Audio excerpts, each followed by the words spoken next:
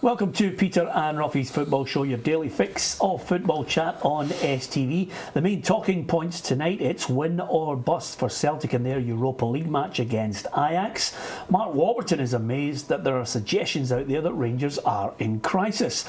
We'll also discuss last night's Champions League football disappointing night for both halves of Manchester. Alan Ruff is alongside me, Peter Martin.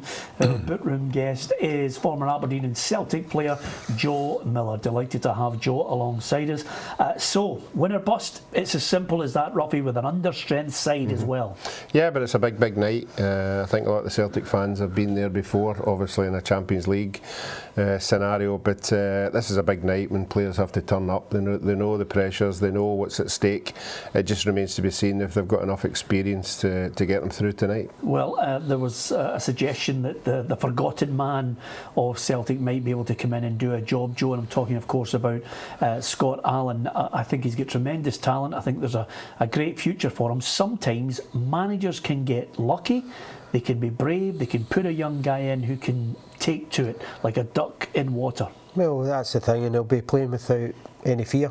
It'll be a new experience for him, and I'm sure it'll be one he'll relish, because he looks as if he's a big team player, and you know, these games come along, and you know, sometimes you just come out your shell, and you know, and you just absorb the atmosphere and you know, the game itself. So he might take to it, no problem. Yeah, I mean, it's a huge blow, Robbie, especially on the European stage for Scott Brown being out. But sometimes, and I mentioned there about managers being lucky, in a similar situation, Gordon Strachan was forced to play Paul Hartley and Barry Robson in a midfield, and they went on to win the title. Sometimes somebody has to seize their opportunity. I'm sure you two guys had that at one point in your life. Yeah, there are games you go into, you know, when things don't look particularly well and everyone's against you, but some players, you know, go out there and produce something that you haven't seen. But I certainly still think they've got a lot of experience. I think everybody's talking about Scott Brown. I think the bigger miss is Chris Commons.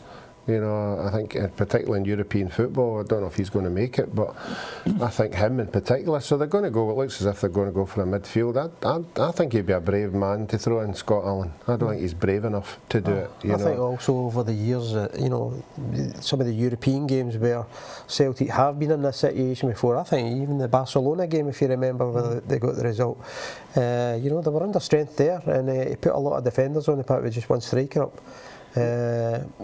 Yeah, but that was a different manager. It was a different game, different manager. But you know, sometimes the team knows if they're under strength and things don't go. You know, everybody's saying that they'll go out. The team might just jail and, you know, dig out a result. Yeah, I mean, my gut feeling on this, it'll be Armstrong and Rogic with the supporting cast all around, and of course with Griffiths up front on his own. But they're against an Ajax side that certainly they've got still something to play for, Ruffy. They're at the top of the Eredivisie. I mean, let's have a look first of all at the group and how it stands at the moment. It doesn't look great for Celtic or Ajax.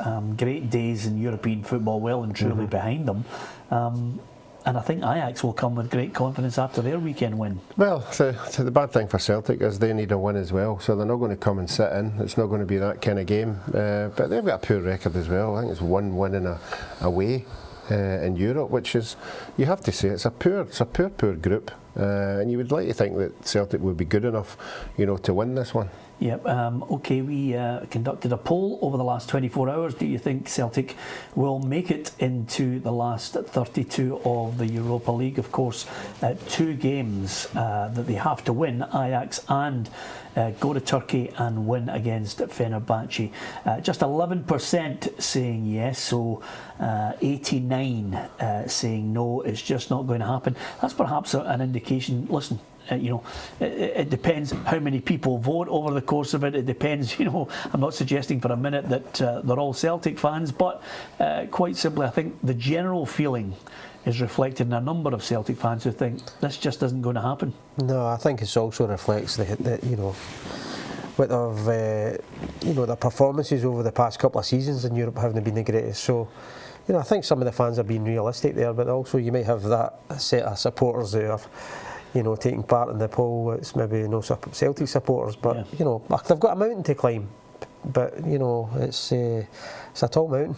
Yeah, absolutely, and the 11% could also be just fanatics, Roughie. It's as simple as that, who believe no matter what. But it is indeed a tall order for Celtic. We'll get reaction and reflection on the game on tomorrow night's programme.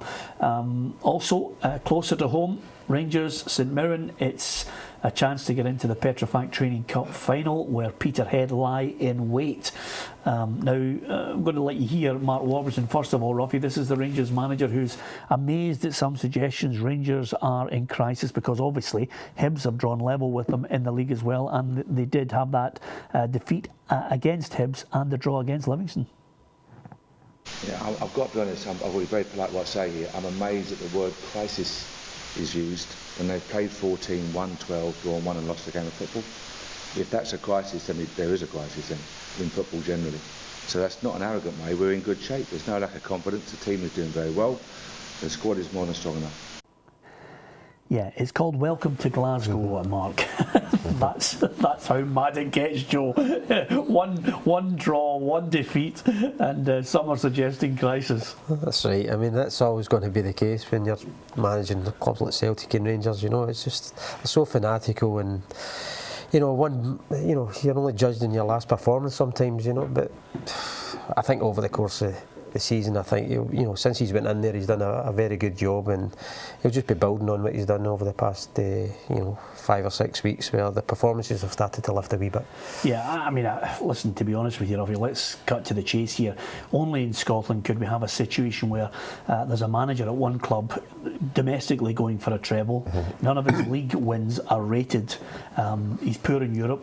There's calls for his head. And across the city, you've got a man who's top of the championship. Hibs have closed in on them. They've had 1 draw, 1 defeat, and people are saying that club's in crisis as well. If anything, the word crisis for Rangers should be more off the park and the things that are going on in the background. Yeah, and I'm sure the manager will be trying to keep that away from everybody else, but it is growing momentum. Obviously, December's going to be a big month. There seems to be court cases all over the place in December, so they'll be wanting to concentrate in winning games, and if you win games, it sort of takes the pressure off everything else. But no, I don't think it's crisis. I think it's a test. It's a test because it has been, from the start of the season, quite a holiday camp, no pressure, winning games quite comfortably. But I think now he's beginning to realise that this particular side, when they go up to the SPL, needs a lot of players. Yeah, I think there needs to be money spelt, because if you can't go into SPFL when you go into Livingston and drawn 1 each, it just doesn't send out the right signs. Yeah, I did mention at the start of the campaign early on, Joe, that if the manager and the owner and the chairman say that they need about 6 players, then that tells you that the team that's taking to the field right now will bear no resemblance whatsoever to the team that could be in the Premiership next season, because quite simply, the Championship is exciting because Hibs are making a real go of it at Rangers. Yeah, well, I think last season, you can look back at the Hearts side last season, where they knew they had to strengthen to come into the Premier League, and they've done that. They've brought a few players in to compete with the Premier League style players. So, but the main thing is for Rangers that they get out of that division. I think that was the goal. It's been that goal since Alan McCoy was the manager. They need to work up the divisions, get out of the leagues and get into the top flight. But at the same time, it's going to be very difficult for any player that's there just now to be competing at the there's been opposition played against them this year, and they've been found wanting, and the performances aren't up to the standards of the Premier League style. So they're just going to have to dig deep, and as you say, there's going to be players brought in. It'll be a totally different side next year. I'm sure it will be. If the owner's telling the fans that once they go up there, they're talking about not just hanging about, they're talking about challenging Celtic, they're talking about getting into European football, I think it would be more than 6 players they would need to do that. Yeah, and the other thing about it as well, let's look to the more immediate, Roughie, just briefly. St Mirren, they're not there to make up the numbers, although on current form I would suggest they are. Yes, and Rangers have been in a scenario before in this cup, when it looks as if a foregone conclusion they're going to win it, and for whatever reason they haven't. So St Mirren will go along there believing that they might have a wee chance, but you're right on form, Rangers should win this. Okay, you can give us your view on the Petrofac Training Cup semi-final. Peterhead lie in wait in the final at Peter and Roughie on Twitter, facebook.com/Peter and Roughie, and you can go on to peterandroughie.com as well. Give us your view on Rangers. Is this going to be the first piece of silverware of the season? And do you believe that Rangers will be strong enough to see off that challenge from Hibernian? Just give us your thought, not only on Rangers and Hibs, but your favourite side as well. Coming up in the next part of the programme, more domestic football. Will also look more at the European stage as well. Welcome back to Peter and Roughie's Football Show. Alan Rough is alongside me, Peter Martin. Joel Miller is our bookroom guest, and delighted to have him. Good to have you watching our programme Monday to Friday, 6:30. Don't forget you can get the repeat at 10:30 as well. And on a Saturday, we're on from 2 o'clock, giving you the updates from the key games in Scotland. We'll keep you up to date with the scores from all 4 divisions and look at the top flight in England. 2 o'clock on STV. Delighted to talk to Joe Miller about not only Celtic Ajax tonight, but we'll look and get Joe's thoughts on last night's matches. 2 teams from Britain, obviously in the English Premier League. Both halves of Manchester far from happy. I'm looking at a Manchester United side that continually, week in, week out, people are asking, can they win the Premier League? And then there's another half that are saying they might be winning the odd game here and there, but the football they're watching is dismal. Yeah, they've not been firing on all cylinders. I think the whole teams, have been transformed, and over the years there was a strong backbone with the Manchester sides, and a good spine in the side. And you had all the flair players all round about, but it seemed to be all over the place. And I don't think Van Gaal's been sending out the right messages to the fans either. The performances haven't been great, but you've seen the players like Giggs and all that who've all retired over the past few years. They've all fell out, so there's nobody to go in there with that old head or experience to sew things up and bring that extra bit special onto the park, like you say, change games, because Wayne Rooney's been, he's not been firing on all cylinders, and he's taken a lot of flack recently, although he did well in his international games, but I don't think he's been playing well for Manchester United this season at all. Yeah, just picking up on that point, Roughie, I mean, it was ironic last night, celebrating in the 7th minute the passing of George Best. They're a long way from George Best in that side. There's no real flair. I mean, I'm amazed, actually. I was looking at the FIFPro World 11, the 55 players they're going to select from in the shortlist. Rooney's in it alongside John Terry and Gareth Bale. The rest of it is just littered with foreign players from across the continent. Yeah, I think it's the style of player that the new manager's brought in. For me, he's one of these coaches that just loves coaching. It's top coaching. Trying to kill the game. And trying to be thinking too much about it. I think that the players he's brought in, have all had some, like, I'm going to try and pronounce his name here, the German boy. I'm glad you said that. And I think he's past his best. I mean, he's a good player, but not where he was. And you're right, there's no Ryan Giggs. They've always had somebody like him. They've had Ronaldo. They've always had a flair player. Van Nistelrooy and all them. They just don't have that now. He certainly bought players worth a lot of money, but certainly not with the same quality. Yeah, and across the city, I did suggest on last night's programme, Joe, that I'm not in any way fooled by Manchester City. I think you can win the Premier League in England, but I think there's a definite way and style to play European football. And I don't think they'll be a threat this season either. No, I think both sides are pretty similar. There doesn't seem to be a style about them. I think teams are coming up against the two Manchester sides and fancying their chances now. When a few years ago they don't. They were on to hiding, but I think teams are coming up against them now, and they do fancy their chances against the two Manchester sides. I think I said at the start of the season I fancied Arsenal. Yeah. We laughed at you, Joe. You laughed at Simple me, as that, but, and we're still laughing, Joe, because we still don't believe they're going to win it. I think they will. But they've got a style about them. But that's the difference. But I think Manchester City have found it difficult to put stamp their authority and stamp a style in the European game. The results haven't been good enough there. Yeah, and when you look at those 55 players roughly in the World 11, you could pick an entire team from the 55 players from Real Madrid, from Bayern Munich, and of course the usual suspects from Barcelona. Yeah, there's some wonderful names in there, guys that are playing top of their game, and it'll be interesting when the team comes out, what kind of formation they play in, because there are certainly a lot of really exciting players in there. Yeah, can I ask you something from a goalkeeper's perspective, Roughie? I was watching the football and watched the goal that the Porto goalkeeper Iker Casillas, who's won everything in the game. Is there a point in your career where you either the muscles are not as flexible as they once were, or off the field events just take over you if you've been at the absolute top level? Or, I'm not for a minute suggesting you've won Champions League medals, but from a goalkeeper psychology, he looks to be completely a shadow of the goalkeeper over the years. I think the older you get nowadays, the movement and the ball and everything is incredible. When you see games, you see the way the ball's moving, and I think the older you get, you're right, you don't get as agile. But I haven't been a big fan of his, honestly. This sounds ridiculous. I think there are better, like one last night, Buffon.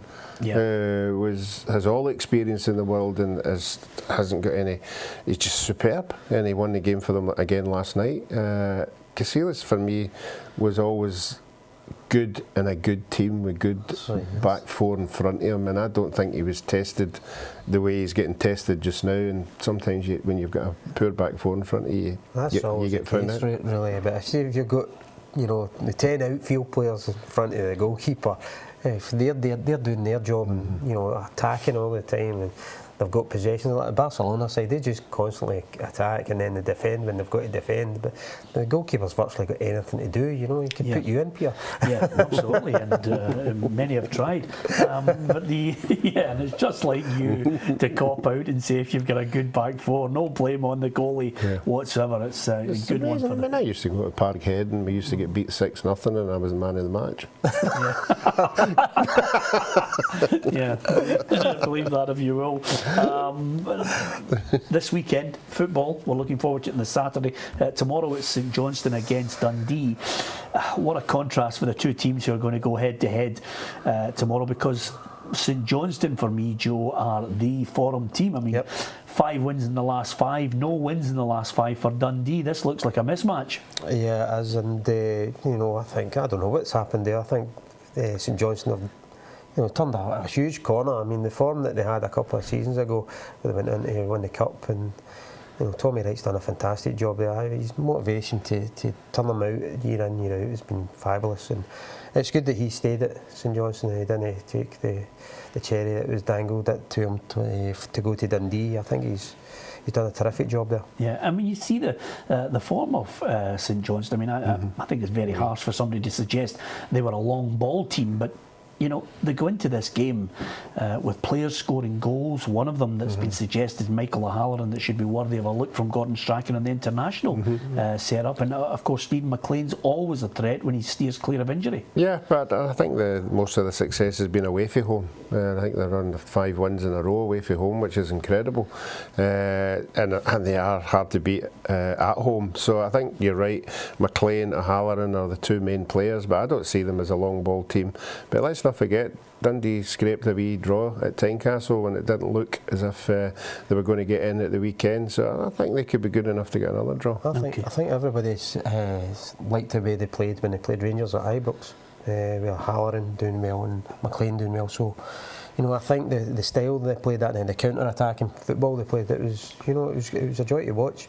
Yeah, and just finally, another little story that caught my eye that I want to get your thoughts on, lads, and it's quite simply the Jamie Walker situation, because he's obviously playing with a knee injury that he's got to try and be very careful with. Some days maybe not train as hard and as flat out as he would like, and Hearts have just tried to nurture him. I read today he's taking these shocks that are sent through his knee, shock waves through his knee from this equipment, Roughie. The technology to try and get yourself fit to play. We used to nowadays things have moved on, but there was the one that came out was the ultrasound. Yes. And I mean, if anybody was in the treatment room, they'd obviously, if it was their leg, they'd have all the stuff all connect, the electrodes up their leg, you know, and the machine would there. And if the physio went away, it was nothing better than just walking in and turning all the knobs up. You know, just you know, the reaction, the muscles. I've seen players getting an ultrasound and the machine wasn't even plugged in. I've seen that happen after games. And I went, that's better. Mind over matter, Joe. To be perfectly honest with you, just to try and keep everybody on the straight and narrow, if you are a footballer and your teammate is on ultrasound, please don't turn all the knobs up to 11, to quote Spinal Tap, because it's not good for and people. make sure it's plugged in. And also make sure it's plugged in. Just briefly then, Celtic Ajax. Celtic 2-1. Joe? I think it'll be a draw. Yep. St Johnstone Dundee. 1 each. Joe? 2-0 St Johnstone. 2-0 St Johnstone, there you are. Great. Always good to get an opinion out of Joe. He just doesn't mince his words, straight in there. That's what ultrasound can do for you. You put him on it before you start the show. Thanks to Roughie, thanks to Joe Miller. Join us tomorrow if you can. When Bob Malcolm will be joining us on the programme. Good night.